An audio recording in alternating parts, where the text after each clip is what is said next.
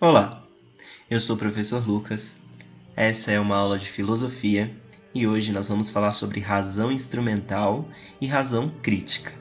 Nós vamos aprender por que a humanidade regrediu em certas situações ao invés de alcançar sucesso, progresso e dinheiro. Para isso, nós vamos recorrer aos estudos de dois nomes muito importantes da sociologia e da filosofia. Eu estou falando de Max Horkheimer e estou falando de Theodor Adorno. Bom, para a gente começar a entender os estudos dessas duas grandes intelectualidades, eu vou te perguntar o seguinte: quanto mais tecnológico, rico e moderno, melhores nós somos? Quanto mais tecnologia, quanto mais sofisticação nós tivermos no nosso cotidiano, nós somos seres humanos mais evoluídos? Somos seres humanos melhores? Para te ajudar a responder, eu queria que você observasse um pouquinho essa imagem.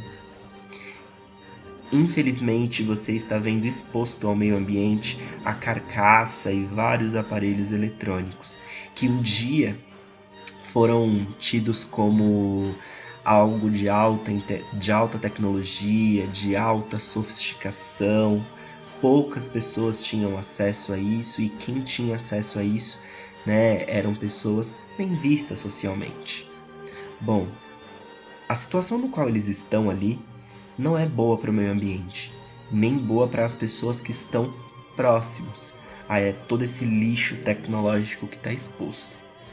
Isso significa que não adianta a gente ter um autoconhecimento e uma alta sofisticação no nosso dia a dia. Porque se a gente não usar a razão sem pensar nas ações que isso pode trazer futuramente, nós não estamos sendo racionais. A gente só está pensando no lucro, na utilidade material dessas coisas. E é aí que o Horkheimer e o Adorno vão direcionar os seus estudos.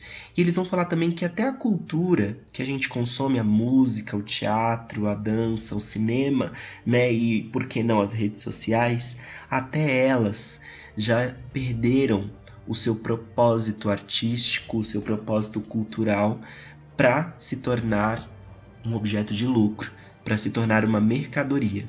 E eles vão dizer que tudo que a gente produz contemporaneamente hoje na sociedade é fruto de uma indústria cultural. É uma cultura que foi feita para gerar dinheiro, para gerar lucro. E ela acaba perdendo um pouco da sua criticidade, da sua estética, da sua beleza. E esses autores vão criticar. Mas é lógico que eles não estão falando de tudo, exatamente tudo o que é produzido. Porque existem sim, produções culturais, músicas e até pensando na questão tecnológica, existem aparelhos também que foram feitos pensando não só nesse consumo exagerado. Eles também foram feitos pensando no bem humano, na continuidade do planeta Terra e principalmente na criticidade, quando a gente pega bons livros, bons filmes e boas músicas que envolvem não só o objetivo de gerar lucro, mas também eles têm uma mensagem por trás e esses sim não podem ser considerados bens de indústria cultural, tá certo? A gente vai chamar isso de patrimônio cultural humano. As próprias filas de cinema, o grande fluxo de pessoas que existem hoje nas redes sociais são grandes exemplos de como a indústria cultural ela está conquistando cada vez mais espaços. E isso acaba transformando a produção humana um pouco irracional, porque os seres humanos param de produzir pensando na criticidade, na estética, na beleza e em vários outros motivos do que produzir as coisas, e eles passam a produzir só pensando no lucro.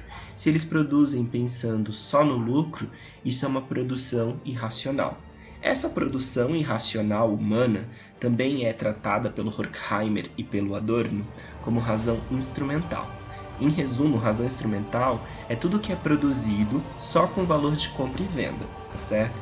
E o dinheiro se tornou a única coisa com valor para esses indivíduos. A razão e o raciocínio humano passa a servir para quê para os humanos? Para dominar a natureza e para fazer produtos. E os seres humanos acabam não agindo pelo bem dos outros e para buscar outros objetivos, né? O único objetivo é vender. E eu posso citar como grande exemplo disso a grande quantidade que nós temos hoje de produtos tecnológicos que não têm boa qualidade, e o grande objetivo deles no mercado não é facilitar a vida humana. Na verdade, o grande objetivo desses produtos é gerar dinheiro, e eles vão ser quebrados, e aí eles vão ser substituídos, e cada vez mais as pessoas que estão por trás da produção disso vão se enriquecer nesse sistema que não tem fim, tá? Razão instrumental também pode ser adaptada em vários outros contextos, que não só a produção tecnológica.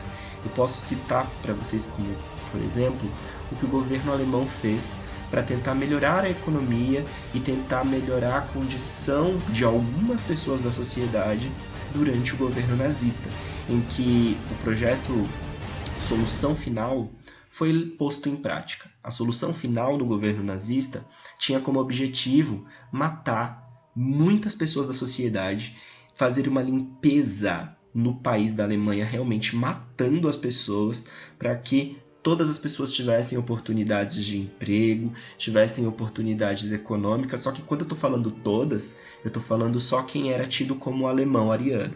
E todos os outros estrangeiros, outras culturas, até mesmo os criminosos, eles eram lançados nos campos de extermínio e eram assassinados.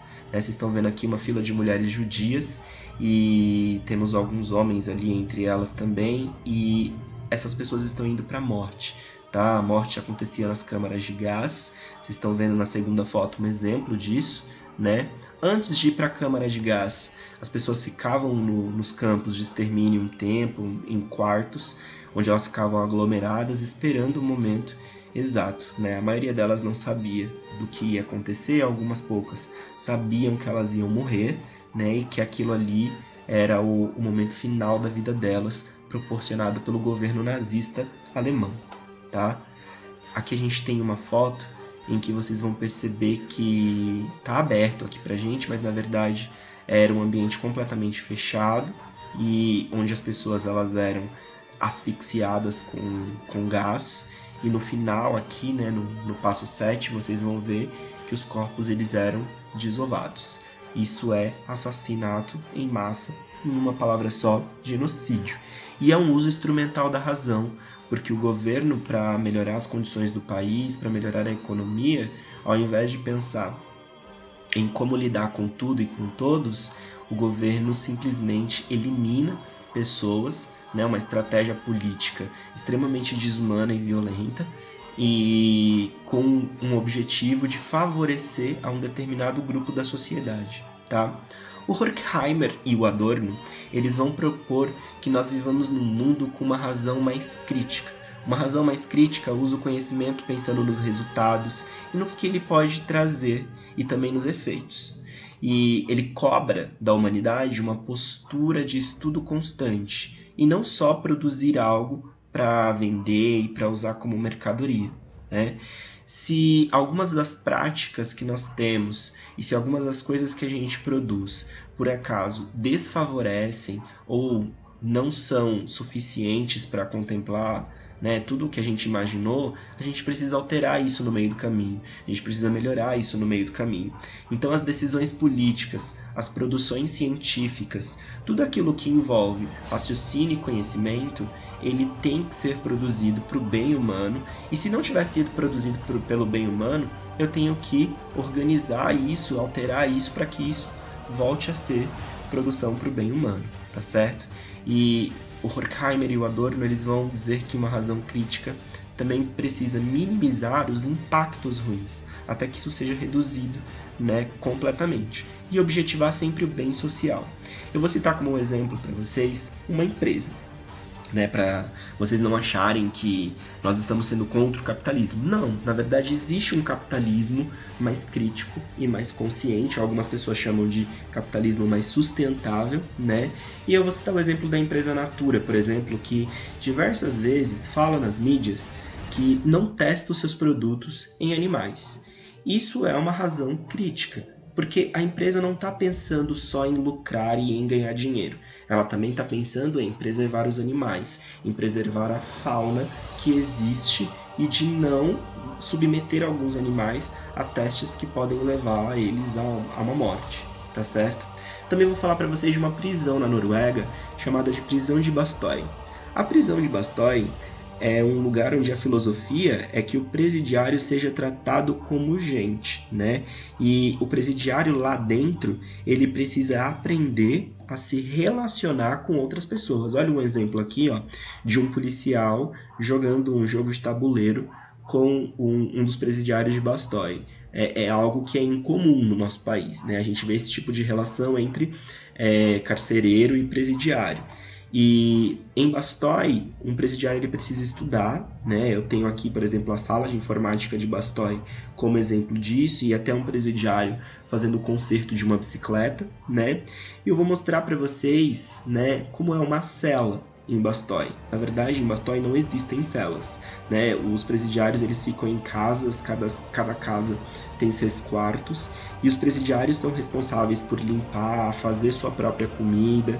E um presidiário que não respeita as regras, Bastøy tem várias regras, ele é expulso da prisão e ele é encaminhado a uma prisão que tem menos recursos, né? E para vocês entenderem aqui, um presidiário, o tempo que ele passa lá, ele passa para ele aprender a conviver novamente em sociedade, né? Esse é o objetivo de prisão na Noruega, e esse é o conceito de prisão que a Noruega tem, que não é o conceito de prisão que existe no Brasil, por exemplo, tá? Eu quero citar aqui um caso muito famoso da história, que é de um presídio brasileiro que não existe mais. Quero falar do Carandiru, né? Você que está assistindo essa aula já pode ter escutado falar desse grande complexo presidiário em algum momento da sua vida.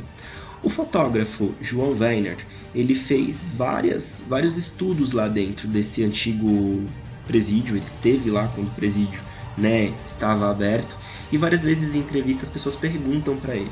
Eu trouxe aqui uma resposta do João Weiner à pergunta sobre quais foram as primeiras impressões dele no primeiro dia que ele esteve no Carandiru. E aí ele vai relatar o seguinte, eu vou ler para vocês, tá? Foi muito assustador, principalmente por ter ido no primeiro dia logo ao Amarelão, que era um dos lugares mais apavorantes da cadeia, onde ficavam os caras jurados de morte. Lembro que o funcionário que estava com a gente resolveu fazer uma brincadeirinha. Chegamos lá e aquele cheiro horroroso, aquele bafo. Lembramos que até a lente da minha câmera embaçou com o bafo que veio daquele lugar. E os caras não tomam sol nunca, não saem nunca. Aí o funcionário abriu a porta e disse: "E aí, galera, se alguém quiser descer, pode descer, tá liberado." E ninguém se mexeu, obviamente. Ele ficou dando risada. O Amarelão é onde ficavam os caras que tinham brigado. Treta de cadeia. Quem achava que estava ameaçado pedia seguro e ia pro Amarelo. Se não me engano, era o 4º andar do pavilhão 5. Lá ficavam os jurados de morte, e o pavilhão 5 inteiro era o prédio do seguro. Ficavam as travestis, mas no Amarelo, no 4º andar, ninguém tomava sol. E aí tem uma foto que o Weiner tirou, né, desse ambiente em que ele estava. Ele passou por vários ambientes do Carandiru, e vocês percebem aqui a grande oposição entre isso e o presídio que eu falei para vocês na Noruega, né? O clima e a relação que as pessoas têm lá dentro de um presídio brasileiro é um clima e uma relação permeada pela violência. Então, no lugar onde a pessoa deveria deixar de ser violenta, ela é ensinada a ser violenta, e a própria cultura que existe entre policial e presidiário é uma cultura de violência, tá certo? Para vocês imaginarem, começarem a entenderem, né, como que é a situação de um presídio. O governador Luiz Antônio Fleury, em 1992, foi alertado sobre uma rebelião dentro do presídio do Carandiru. E o resultado dessa rebelião foi que vários presidiários foram violentados, né? Esse número de presidiários que foram violentados, ele é incalculável, e esse evento gerou 111 mortes, E os policiais que estão envolvidos atrás dessas mortes disseram que o mandato veio diretamente do governador Fleury. E o governador Fleury, por sua vez, ele tira o dele da reta e ele fala que ele não tem nada a ver com isso e que ele não ordenou nada, né? Todo mundo tenta fugir, né, do rótulo de quem matou, né, de quem é o culpado dessas 111 mortes, mas pensando um pouquinho nisso que aconteceu em 92 no Carandiru e na forma como os nossos presídios são atualmente, eu queria que você me respondesse, né? Se o caso do Carandiru representa um uso crítico da razão, seja pelo governador ou pelos policiais que estavam envolvidos, ou se isso representa um uso instrumental da razão, seja pelo governador ou pelos policiais que estão envolvidos, tá certo?